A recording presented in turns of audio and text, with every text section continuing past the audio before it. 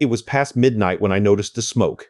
I was almost asleep on my couch when a faint gray haze slipped through the crack under my front door. At first, I thought maybe the neighbor was roasting marshmallows or something. Who really does that in July, though? Still, curiosity won. I peeked through the blinds and saw a plume curling over Mrs. Turner's porch like a sneaky little gray ghost. Now, here's the thing about me. Instead of hitting the emergency number like a sensible human, I convinced myself I could handle it. It's probably just some burnt toast, I told myself. How wrong I was. Swinging open my door, I took a deep breath of that hot, heavy summer air, mixed now with the unmistakable scent of something burning.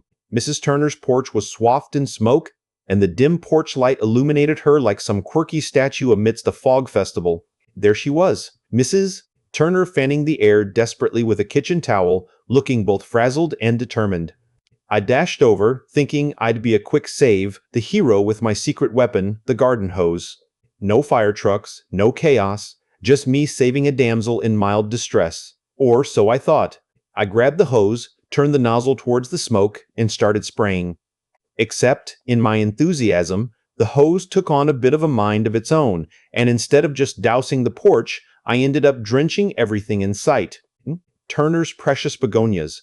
Those tiny, delicate flowers she talked about like they were family, soaked in water, leaves drooping like soggy little towels. "You're making it worse," Mrs. Turner shouted, half laughing, half scolding.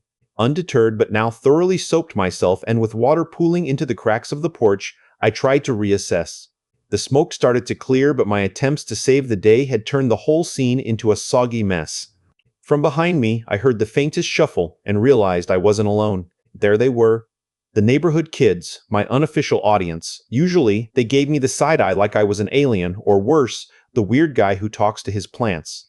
But now, with curious eyes and crossed arms, they were watching me like I was some daytime soap character who just stumbled into their drama. No introductions, no questions, just a small crowd gathering, whispering and nudging, mouths twitching like they were trying not to giggle. I guess they didn't see this as a typical midnight smoke incident, but the start of some epic neighborhood mystery. Mrs. Turner shuffled over, still waving her kitchen towel, a bemused smile stretching across her face. "Well, if this isn't the neighborhood's answer to the fire brigade," she said, patting my shoulder, "I can always count on you for a bit of excitement." That night, dripping wet and smelling suspiciously like wet dog, I realized something weird had just happened. I'd meant to put out a small fire, and instead, I'd accidentally become this odd sort of local legend. The neighbor who shows up in the dead of night, garden hose in hand, spraying begonias like a maniac. And the thing is, the chatter didn't stop. Over the next few days, I caught snippets of conversations from fences, driveways, and porches, whispers about the mystery hero who'd saved Mrs. Turner's porch. I wasn't even sure if I'd really saved anything, but suddenly, I was the talk of the block. I figured I'd go back to my quiet summer of working from home and dodging boredom. But with that smoky night and the unexpected attention, it felt like the summer had just turned into something way bigger and far more interesting than I'd ever planned. Mrs. Bread. Turner is kind of a character you can't help but notice. She's been our neighbor for, I swear, as long as I can remember, like an honorary neighborhood fixture who blends eccentricity with an undeniable charm. She's the kind of person who bakes these ridiculous batches of cookies that smell like heaven, and somehow manages to set off her smoke alarms at least twice a day. Every single day. The smell of burnt something, burnt toast, burnt pie crust, sometimes just burnt air, kind of lingers around her house like an invisible badge of honor. Her porch is this colorful little mosaic of flower pots, wind chimes, and those weird garden gnome statues that wobble in the breeze, looking both enthusiastic and vaguely judgmental. And the begonias. Oh, the begonias. She treats them like royal family members, waters them at dawn, whispers apologies when she accidentally drops a flower pot, and talks about them like they owe her loyalty, and maybe a little gratitude. So yeah, drenching those poor begonias during my hero moment wasn't winning me any favors, but Mrs. Burses, Turner, ever the sport, just gave me this half laugh, half scold that somehow made it okay. Now, about the neighborhood kids, or more accurately, the neighborhood kids' relationship with me. Picture this, a bunch of 12 to 14-year-olds who have collectively decided that I'm some kind of oddball, possibly harmless, but definitely not someone you invite over for pizza nights or sleepovers.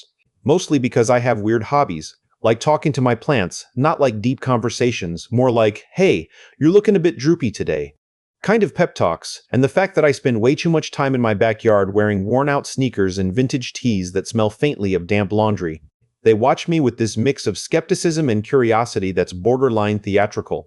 Every time I walk past with my laptop or some odd gardening tool, I can feel their eyes rolling, squinting, whispering. I'm the weird neighbor. That title's been happily self-assigned. Frankly, I don't mind. Makes the few moments I actually chat with someone like Mrs. Turner feel all the more valuable. My summer routine before all this smoky chaos? Pretty dull, if I'm honest. Since I work from home, most of my days were just a loop of waking up late, having coffee that's never quite strong enough, and trying to fend off the creeping boredom that comes with endless Zoom meetings and no real change of scenery beyond my apartment and the small patch of grass I call a yard. I didn't have much planned, a few gardening experiments, binge watching a couple of documentaries, dodging the neighborhood kids' challenges to do weird dares. They insisted I join their secret club once, which mostly consisted of sneaking into the park after dark. Hard pass. But after that night, the night of the mystery smoke incident, I started noticing that something just felt off. Like, on the surface, everything seemed normal. Mrs. Everything seemed normal. Turner was back to her usual cookie baking and smoke alarm triggering. The kids were back to shooting me side-eyed glances, and I was still dodging real work with borderline professional skill. But there was this unspoken tension hanging in the air around Mrs. Turner, a subtle shift. Every time I caught her eye in passing, she gave me this quiet, knowing smile, like she knew a secret she wasn't telling me yet. And it wasn't just her. The smoke incident rattled the neighborhood in a weird way. The kids, who usually barely tolerated my existence, suddenly started following me around. I'd catch glimpses of them lurking behind trees or sneaking peeks from their porches, whispering and sharing conspiratorial glances. They weren't just curious, they seemed invested, like I'd accidentally stepped into some mystery that had grabbed their full attention. For me, the tension boiled down to one nagging thought. Why did the smoke come from Mrs. Turner's porch? Because burnt cookies and burnt toast didn't usually create that much haze. That night felt different, more deliberate, more staged. And if Mrs. Turner was dropping cryptic comments like, "There's more going on than you see," then I was definitely in over my head, whether I liked it or not. I found myself wondering, with a mix of hesitation and intrigue, what exactly I'd stumbled into. Was this just another eccentric spark in Mrs. Turner's life? Or was there some bigger story I wasn't yet ready to uncover? Whatever it was, that summer was turning out to be way more tangled and way more interesting than I'd signed up for. So yeah, the midnight smoke wasn't an isolated blip. It was the opening scene of a summer I'd never forget. And the weird part? I was ready to follow the smoke wherever it led, even if it meant becoming the neighborhood's accidental, unofficial mystery hero in ways I couldn't yet imagine. The morning after my impromptu hero debut, I woke up to the unmistakable squelch of soggy socks. Yep, the garden hose marathon had not only soaked Mrs. Turner's begonias, but also turned my sneakers into mini swimming pools. I shuffled to the kitchen, dripping more water than dog after a bath, determined to make amends, because apparently, heroism came with collateral damage now. I grabbed a watering can, much more manageable than a hose weapon, and made my way next door. Mrs. Turner was already outside, hovering protectively over the bedraggled begonias, which looked like they'd just survived a monsoon. She glanced up, gave me a half smile that felt like a mix of forgiveness and teasing, and said, "Well, if that's your way of saving the day, maybe we should keep you away from plants and give you a cape instead." I laughed, feeling the awkwardness melt away a bit. Before I could reply, a tiny commotion caught my eye. A group of shadowy figures darting behind the hedges and porches nearby. The neighborhood kids, Harold, Mia, and little Zach, each with their own version of detective gear. A baseball cap pulled low, a backpack suspiciously heavy for summer, and a notebook, of course. They looked like they were about to crack the biggest case the cul-de-sac had seen since the Great Lawn Sprinkler Mystery of 17. They trailed me like I was the prime suspect in the smoking porch saga, whispering theories and jotting down observations as if I were unknowingly leading a very bizarre parade. I tried to ignore them at first, partly because their hovering presence was kind of creepy, mostly because their expressions were a mix of baffled admiration and outright skepticism. "You know, I don't usually have a fan club," I muttered under my breath, watering can still in hand. "Maybe we're just trying to make sure you don't burn down the neighborhood again," Mia whispered back with a smirk, barely containing her laughter. Their curious presence wasn't unwelcome, even if it was a little disconcerting. Somehow, the kids had flipped from eye-rolling critics to eager onlookers, and me? I was caught smack dab in the middle of their amateur investigation. Mrs. Turner noticed them too.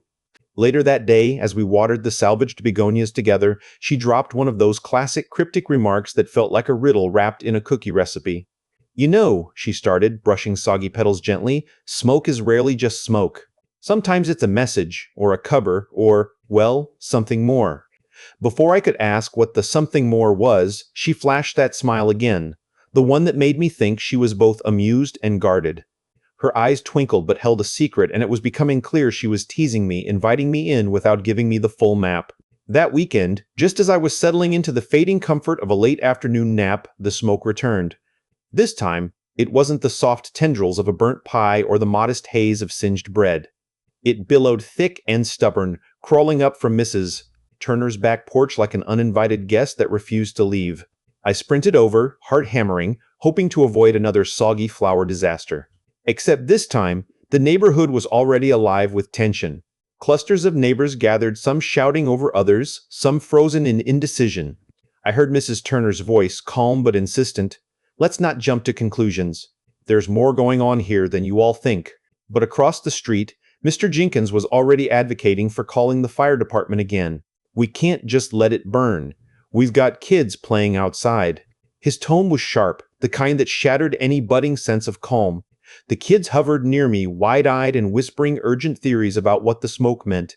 I caught their glances drifting toward Mrs. Turner, their expressions mixing suspicion with newfound respect. Whatever this was, whatever secret lay behind the smoke, it was bigger than burnt cookies or a malfunctioning toaster. Caught in the middle of a neighborhood standoff, with the mysterious smoke rising into a stubborn summer sky, I realized I was no longer just an accidental hero.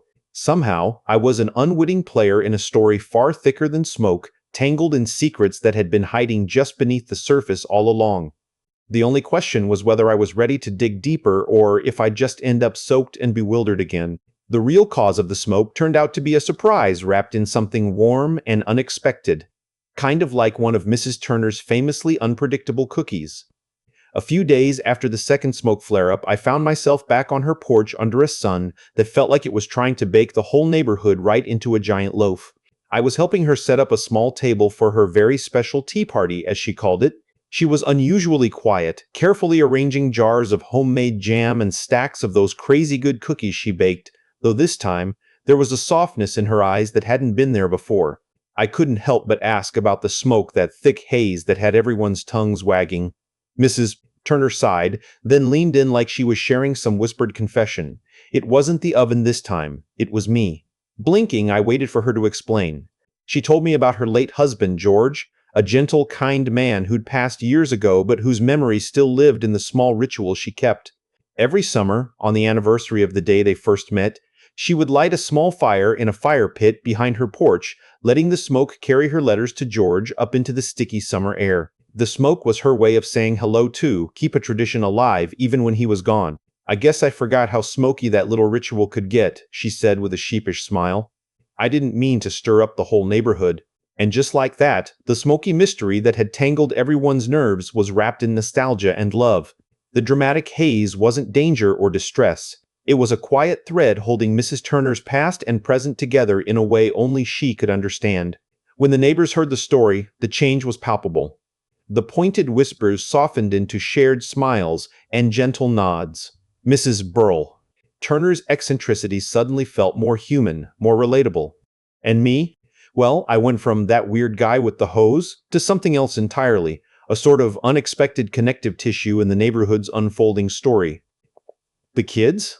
They dropped their amateur detective act sooner than I expected, replacing suspicion with something like admiration. One afternoon, Harold even approached me, notebook in hand, but without the usual sideways glance. "So, hero," he said with a smirk, "you want to team up next time there's a mystery?" I laughed, realizing maybe I was finally one of the gang, at least until the next accidental adventure. Mrs. Turner, of course, kept her mischievous streak alive. Not long after the fire pit revelation, she invited me over to help with her next cooking experiment.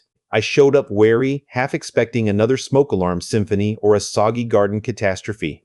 But this time, she'd moved on to something less combustible: lemon lavender scones, which, miraculously, only filled the house with the most delightful aroma.